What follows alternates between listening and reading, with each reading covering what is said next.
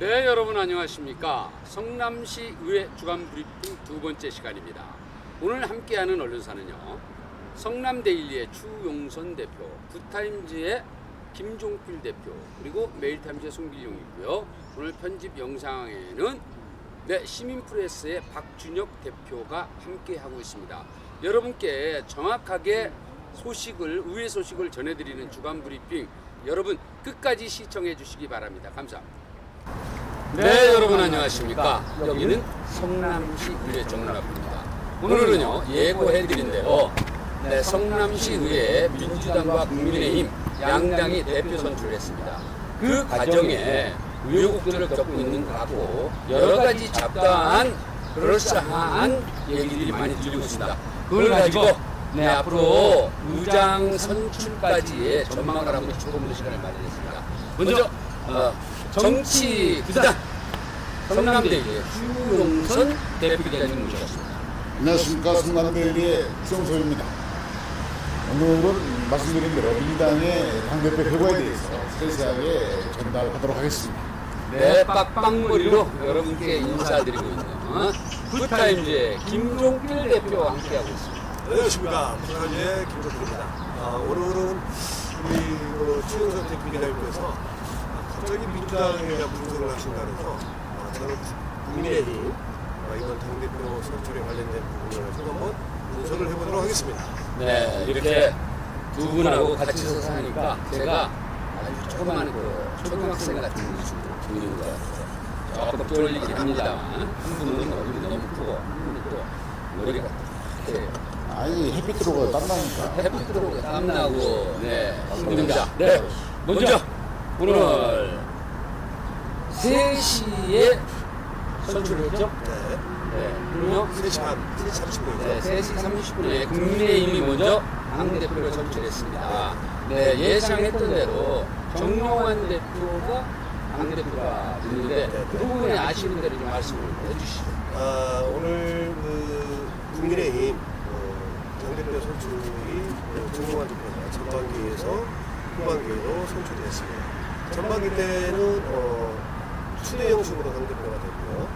후반기 때는 투표를 했는데 투표 결과 10대 8, 18명의 의원들의 10표를 얻어서 과반수 이상으로 당대를 내렸고요. 특히 국민의힘 의원이 초선 의원들이 13명 재선 이상인 구성이잖아요. 초선 의원들의 어떤 주관과 소신이 투표를 하는 경우가 있지 않나. 그래요? 네네. 10대 8이라는 부분은 좀 바뀐 두 사람이었습니다. 네, 그래서 김용환 대표가 10표, 그 다음에 강국수 전 위원장이 8표, 그래서 과반수 이상으로 김용환 대표가 선출됐습니다. 네, 그런데 여기에서 안국수 상임위원장이죠? 상임위원장이 당대표의 예상을 들고 나왔습니다. 저희는 어떻게 예측했죠? 저번에 의장에 출마할 거로 도전하는 거로 예측을 했는데 이게 의장 이전에 당대표에 먼저 도전을 해서 이거 표심을 훑어보지 않았나. 그렇죠. 그렇죠. 이렇게 도전을 해봐야 되는데 그러면 그 다음에 당대표 도전은 가능한 것인가? 그 부분에 대해서는 일단은 제가 저번에도 우리 방송할 때 후반기에는 당임 의원이 당대표를 하고 상임이라든가 이런 부분에 있어서는 초선 의원들한테 경험을 살 수 있는 기회를 줬으면 좋겠다라고 생각을 했는데요. 오히려 이제 안국수 문화복지위원장이 당대표 출마를 하게 됐습니다. 이 부분은 다음 후반기 의장 선출 부분이 의석수로 이제 10석 때문에 국민의힘이 당연히 이제 국민의힘 쪽에서 의장이 될 거라고 생각하는데요. 약간의 이제 변수 부분이 좀 발생되지 않을까. 거기까지 듣고 다음에는 이제 넘어가겠습니다. 우리 추용선 대표가 우리 김종필 대표가 한 거에 좀 추상하면 저희가 지난번에 국민의힘의 당대표에 대해서 설명했지 않습니까? 정용환 의원이 거의 당대표가 될 확률이 높다. 이미 정해져 있다. 그 와중에 중간 사이에 그 의장을 나갈 수 있다 이런 모양새를 보이다가 결국 당대표가 나가고 안국수는 전혀 당대표에 대해서 거론되는 바가 없는데 그냥 어떤 목적이 있겠죠.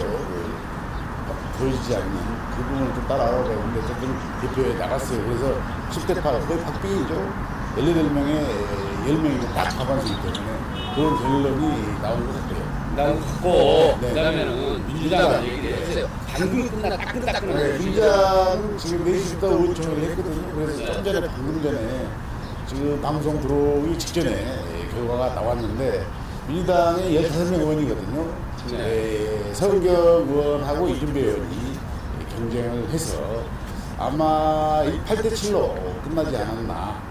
숫자는 조금 변동이 있을 수 있는데 거의 뭐 8대 7로 끝나지 않았나.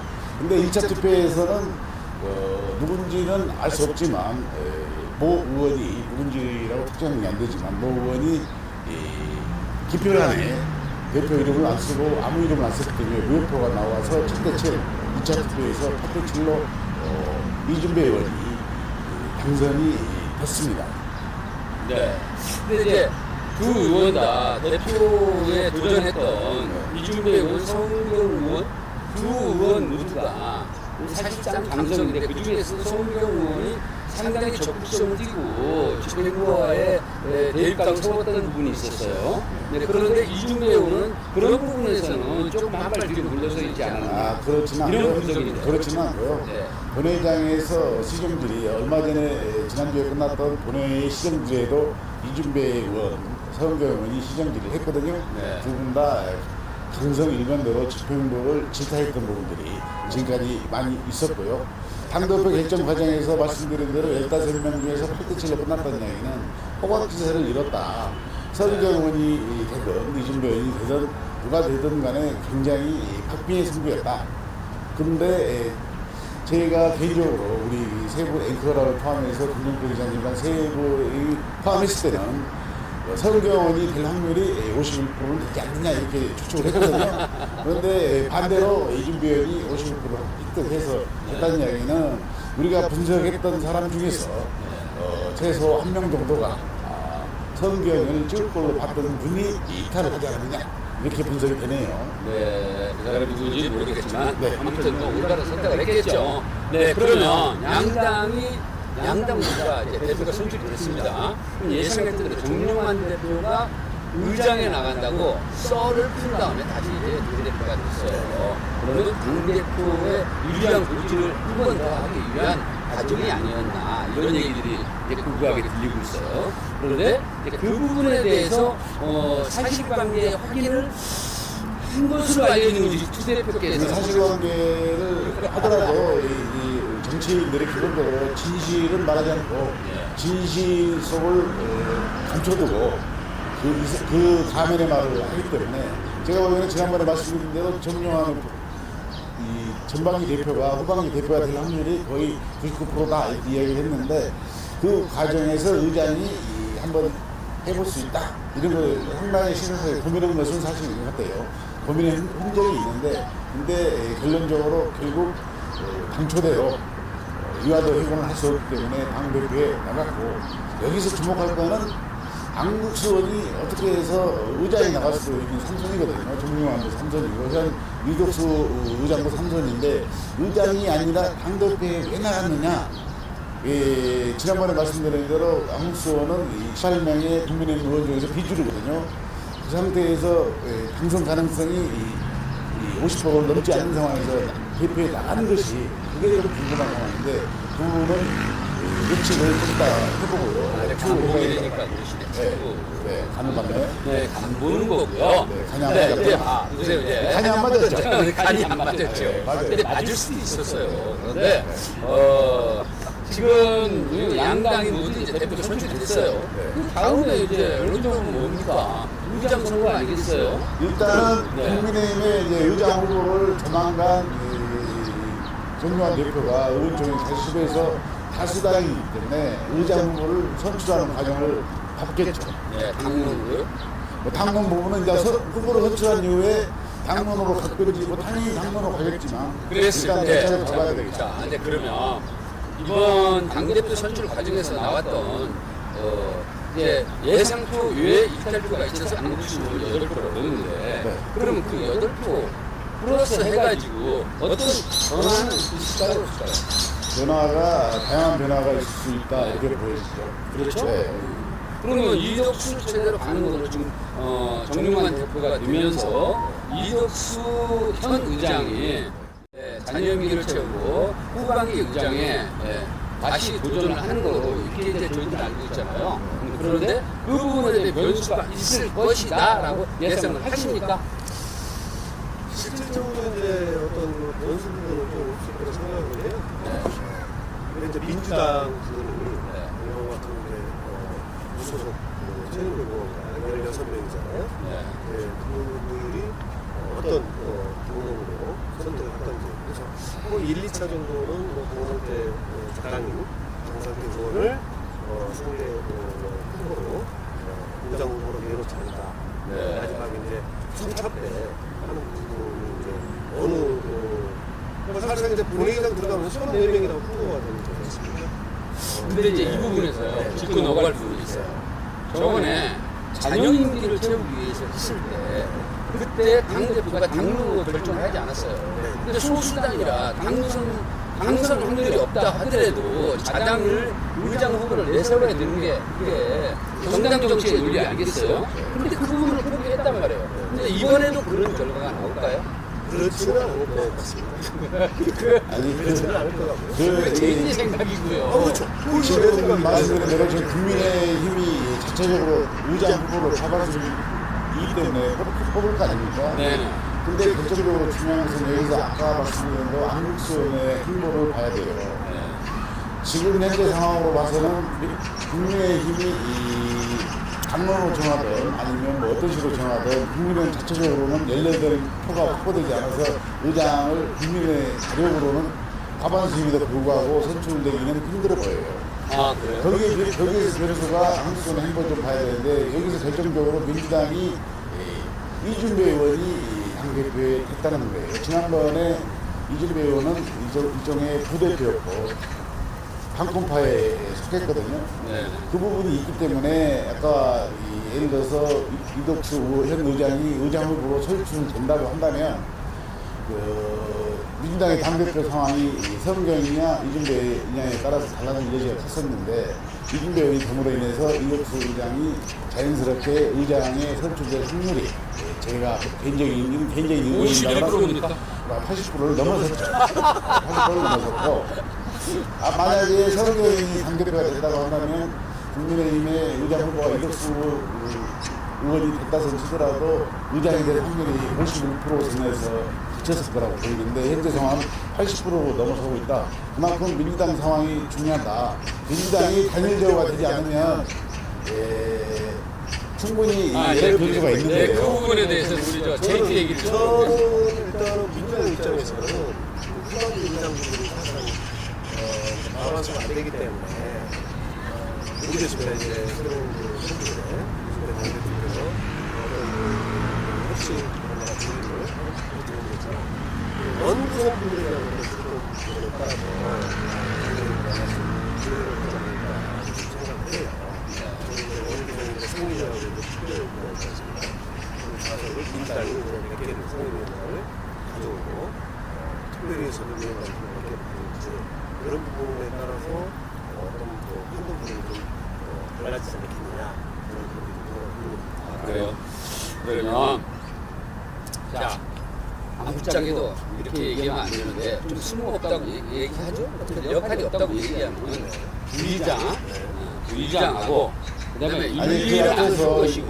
그 앞에서 지금 업무적 협상으로 넘어가는 게 아니고 당대표가 의장으로 분석을 해야 되기 때문에 업무적 협상으로 넘어가면 안 될 것 같고요. 민주당이 15명인데 어떻게 당일적으로 형성해서 자기 몫을 찾아가느냐. 과반수를 넘지 않는 민주당이 하지만 야당이지 않습니까? 그리고 사실 서로 따지면 33명 중에 53대 47%를 점하고 있어요. 그렇기 때문에 단일 대우로 자당의 의장 후보를 뽑을 필요는 없지만 자연스럽게 사선의 의원이 있기 때문에 자연스럽게 어느 정도까지는 의장에 도전해볼 필요가 있다. 그런 모습을 민주당이 단일적으로 형성해서 보여야만이 야당다운 야상이 될 수 있는 모습이라는 거죠. 국민의힘이 과반수이기 때문에 거기서 원구성 관련해서 원하는 대로 9개 원내 자리 중에서 4개를 원활하게 주면서 한다고 한다면 딱히 갈등의 요소가 없는데 그런 상황이 아니라고 한다면 민주당도 1차는 의장 선거가 1, 3차 있기 때문에 1차, 2차 정도에서는 단일을 형성해서 자당 후보를 만들어낼 필요가 있어요. 의장이 당선이 안 되더라도 민주당이 그런 모습을 보여야 된다고요. 그러니까 보여야 되는데 저번에 후반기에도 그거를 포기를 했잖아요. 자당에서 당 후보를 의장 후보를 뽑아 저기 황상태 의원을 그죠, 맞아요. 했죠. 아니, 전반기 때. 전반기 말고요. 네. 지난번에 4월달에 보궐선거 때, 의장 보궐선거 때, 이력수 의장이 19번 의장이 당선이 있는데, 당시 민주당의 당 대표나 민주당의 주류 세력이 의원총회를 거쳐서 우리도 한번 논의를 해보자 그랬는데, 의원총회를 열지 않았고, 그 당시 우리가 흔히 말하는 당권파가 자연스럽게 이력수 현 의장을 찍으면서 이력수 의장이 19표로 당선이 된 거예요. 그런데 그 당권파가 이번에 다시 당대표가 됐기 때문에 아까 말씀드린 대로 이력수 의장이 80%의 당선 확률을 넘어서고 있다 이런 이야기예요. 근데 우리 이제 지역 언론에서 보면 사실상 정당 정치라는 것이 아니 심상정인 의원 몇 명이었어요? 근데 냈잖아요. 대통령 후보를 내고 그것이 정당 정치예요. 정당 정치가 수용하기 위해서. 근데 당선 확률이 없으니까 안 된다? 그리고 뭐 당대표가 아이고 뭐 당론을 정하지 뭘 정합니까? 그게 민주당이 나가면 안 된다는 그 얘기죠. 지점이 앵커님 말씀 그 지점이 민주당이 대우 확산하고 반성이 된 거예요. 지금 34명 중에서 말씀드린 대로 5%세거든요. 득표로 따지면 의석 구성사거든요. 그러면 충분히 도전해볼 여지가 있는 거예요. 꼭 가방수만 의장 내라는 법이 없거든요. 그러면서 민주당이 단일대우로 달라진 이 민주당 내 의원들의 15명의 표심을 합치고 당의 단일된 모습을 보이면서 그러면 안 선명 된다고. 야당으로 가야 된다는 그러면 거예요. 안 된다고 지나가는 택시가 빵하고 지나가. 민주당이 그래서 후반기에는 전반기에 다르게 선명 야당으로 달라져야 된다. 그래야 집행부의 입장에서도 그것을 인정하고 하려는 게 기대치가 아니겠습니까? 있겠어요? 아니 우리 존경하는 최용석 부장님 혼자 다 해버리니까 빠져납니다. 아니 그러니까 제가 기대치가 이야기가 있냐고요. 기대죠? 일단은 소수 정당이지만 사선 의원이 강상태 의원을 민주당에서 후보로 내겠죠. 당연히 내겠죠. 안 내면. 안 내면은 그거 대표단 문제 못 풀어죠. 아니 그러니까 안 되는 게 달라져. 그래서 민주당이 달라진다는 얘기예요. 그러니까 그래서 제가 이야기하는 거는 일단은 이제 민주당에서도 강상태 의원을 후보로 내고 1차, 2차까지는 되겠지만 가겠지만 아니라 그렇지 않을 확률이 있기 때문에 그걸 노력을 해야 된다 그 이야기라니까요. 아니 그렇지 않을 확률이 있을지 없을지는 이제 사실상 저희가 모르는 모르는 부분이지만 거야. 자연스럽게 지금 과정이 제가 그랬다는 이제 얘기야. 이야기하는 부분에 대해서는 이제 성능이라든가 이런 부분의 어떤 조직적인 부분이 좀 민주당에서 유리하게 가져오면은 어떤 3차 그러니까 전반기처럼 3차 투표까지 가서 어느 정도 이제 좀 국민의힘 쪽으로 후보 쪽으로 이제 밀어줄 수 있는데 제가 좀 제가 이제 가장 이제 좀 재밌을 수 있겠다라고 생각하는 게 뭐냐면은 사실상 지금 좀 전에 당대표 선출할 때 10대 8이라고 그랬잖아요. 그럼 8명이 지금 안국수 지지 세력이 있다는 거죠. 그렇죠? 그렇지만 당론으로 했는데 자 민주당 15명하고 무소속인 최민경 16명에다가 2명만 삑사리 내버리면 2명만 삑사리 내버리면 아니 논리로 맞는 말인데. 그러니까 논리적으로 저는 이야기를 하는 거예요. 논리가 중요한 게 두 사람만 삑사리를 내버리면 나 다음 선거에 출마 안 해. 네, 자 봐요. 그러니까 내일 좀 들어보세요. 아버지 이야기가. 혼자 말 나가니까 나 한참 멀뚱히 서 있었어. 근데 두 사람만 어떤 그 민주당과 협의해가지고 국민의힘의 제2의 인물로 투표를 해보면 이거는 3차에서 그게 지금 당선된 당대표가 할 수 있겠느냐라는 의심이 있는 거예요. 아니 김종표 그렇죠? 네? 김종표 기자가 이야기한 그게 이제 충분히 가능한 시나리오이긴 한데 그건 최상의 시나리오인 부분인데 밴드 상태에서 말씀드린 대로 거듭 말씀드린 대로 민주당이 기본적으로 분열되어 있는 상태에서 오늘 방금 전에 좀 전에 민주당이 당대표 끝났다고 하잖아요. 8대 7이라고 그랬잖아요. 이게 단일도 형성이 힘든 상황이기 때문에 그 힘든 상황에서 과연 전제가 단일대우가 되느냐 그렇다고 한다면 아까 말씀드린 이력서에 80% 넘어가는 의장 상황이 달라질 수 있는 거예요. 다시 50% 내려와요. 네, 성남은요 예측한 대로 된 적이 별로 없어요. 그냥. 김민호 의장. 네, 그렇죠. 네. 아, 김민호 의장도 안 그랬어요. 김수석 의장도 김수석으로 했고. 그러니까 이 변화무쌍한데 사실상 그런데 이번에 당대표 선출 과정을 우리가 중요시하고 눈여겨봤던 부분은 그런 것들이 예측해보셔 충분히 예단해서 우리가 이런 방송을 할 수 있는 여지가 있다 이런 생각이 들어서 이제 그걸 눈여겨보고 제가 말씀을 드렸던 것이고 결론적으로 말씀드리면 어쨌든 이 아까 말씀드린 대로 국민의힘의 안국수 현 문화복지위원장이 당대표에 나왔다는 점. 예. 그것이 어떤 행보로 움직일 거냐. 그리고 우리 김병필 기자가 당대표에 주장했던 야당이 민주당이 강상태 의원이 사선이기 때문에 야당도 후보를 내야 된다. 그 단일대우가 형성되고 나서 둘이 국민의힘의 아니 민주당의 대표들이 어떤 이야기를 하느냐가 결국은 의장이 어디로 갈 거냐, 누가 될 거냐 이건 사실은 달라지는 거예요. 80% 확률도 반대로 8%의 확률로 떨어질 수 있기 때문에 시나리오를 의장은 짜겠죠. 모르겠죠. 그러죠? 시나리오를 짜는데 저는 제가 봤을 때는 국민의힘의 2명 정도나 3명 정도가 가버릴 수도 있을 것 같아요. 그런 이제 그렇게 가버릴 수 있는 여지가 있는 의원들이 대부분 다음 10대 의회에 들어오지 못하는 의원들이 그럴 수 있는 확률이 많잖아요. 들어오지 못하는 게 아니라 안 들어가려고 하시는 분명히 그래서 안 들어오시려고 하는 거죠. 그래서 그 어떻게 이해를 해보세요? 아, 그걸 말 못하겠지. 그 두 명의 존재는 계속 말씀드리지만 8대 7로 나란히 민주당이 15명이 단일화가 되느냐 그것이 문제고 그게 안 되면 의미가 없다는 거예요. 국민의힘이 10대 8로 끝났잖아요. 8명이 빠져도 국민의힘이 4명하고 주류 세력이 형성된 민주당의 그 주류 세력이 합치면 자연스럽게 그냥 두 명이고 지랄이고 없이 국민의힘의 후보가 의장이 된다니까요. 아, 그래요? 그럼요. 지금 두 명이 많이 필요가 없어요. 국민의힘 민주당의 단일대우가 형성이 안 되면 아무 입장에 쓸데없다.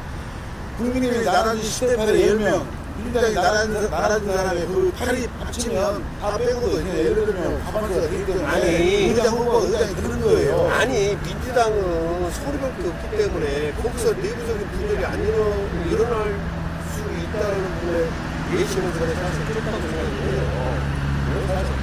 본인들이 아무리 해도 아니, 결국 말씀드린 대로 양국수의 행보를 가지고 이준도 의원이 민주당을 단일화시키면서 단합된 모습으로 후반기를 어떻게 이끌어가면서 의장 후보 선출 그다음에 후보 선출까지 임할 것이냐 그게 가장 중요할 거예요. 자, 여기서 지금 이제 우리가 아무리 떠들어도 결론은 나지 않습니다. 이제 열흘 이내에 의장 선거가 있을 예정. 다음에 3일 동안에 공지를 열어서 의장 선출하잖아요. 그때 우리가 그때까지 사실상 언론들이 어떠한 인물이 의장이 되어야만이 후반기 성남시 의회를 잘 이끌어서 시민의 삶의 질을 향상시킬 수 있는 그런 정치를 할 것인가 여기에 대한 관심을 갖고 지속 보도를 하는 것이 우리의 역할이라고 생각을 합니다. 한 가지만 덧붙이면 아마 오늘 당대표를 뽑았기 때문에 이번 주 금요일이나 아니면 다음 주 주초에 국민의힘이 의장 후보를 뽑을 거예요. 그리고 6월 말에 후반기 원구성을 위해서 의무시회가 예정돼 있는데 그 부분은 양당이 원구성 협상이 진행되지 않으면 열리기 힘든 거고 원구성 협상이 합의해야 돼야만이 7월이든 뭐 아니면 8월이든 후반기 원구성이 될 거예요. 아니 그 매물이 멘트 하는데 꼭 끼어들어가고 또 하게 만드네. 아니 그 부분 좀 추가를 좀 해야 되니까. 추가요? 아니, 현직에서 우리 박준영 대표가 잘릴지도 모르는데. 아니 우리 저기 추영선 대표기자님 성이 추시니까 추가를 많이 해요.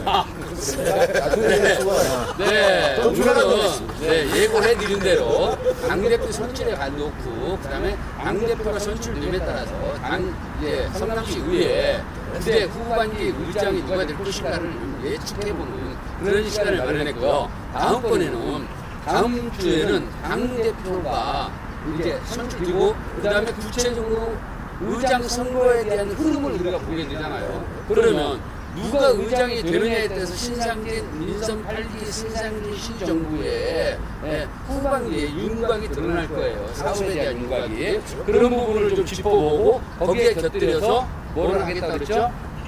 공약사항을 짚어보는 신상진 민선 8기 신상진 시정부에 대한 전반기 2년이 지나감에 따라서 하반기 후반기 2년에 대한 부분 그러니까 공약 이행 부분에 대해서 좀 짚어보는 그런 시간을 좀 마련해서 네. 국민의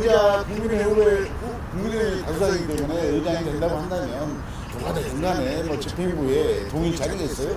그러면 뭐 집행부 신상진 시장 하는 거에 뭐 99% 도움을 주거나 협조를 하겠죠. 아니 그거는 대단할 수 없으니까요. 우호적으로 말았어요. 우호적으로 가지고 아니 지금까지 전반기에는 뭐 그랬으니까 정봉환 대표가 지금까지 그래왔으니까. 상당히 또 뭐 대립각을 세우기도 하고 그랬어요. 잘못한 건 잘못했다 지적하고 그래요? 대표는 지금 본인의 결과는 늘 칭찬하는 쪽으로 했습니다. 아무튼 되게 시끄럽네요. 그렇죠? 네, 자 이제 마무리하겠습니다. 여러분 지금까지 성남시 의회에서 성남대 2의 추용천 대표 그리고 굿타임즈의 김종필 대표 그리고 메이타임즈의 마무리 발언 1분 자, 씩 그런데 이제 마무리 발언은 필요 없고요. 일분 씩 우리 끝까지 카메라를 잡고 고생하신 우리 박준혁 대표도 함께 하고 있습니다. 여러분 다음 주에 다시 뵙겠습니다. 추가로 1분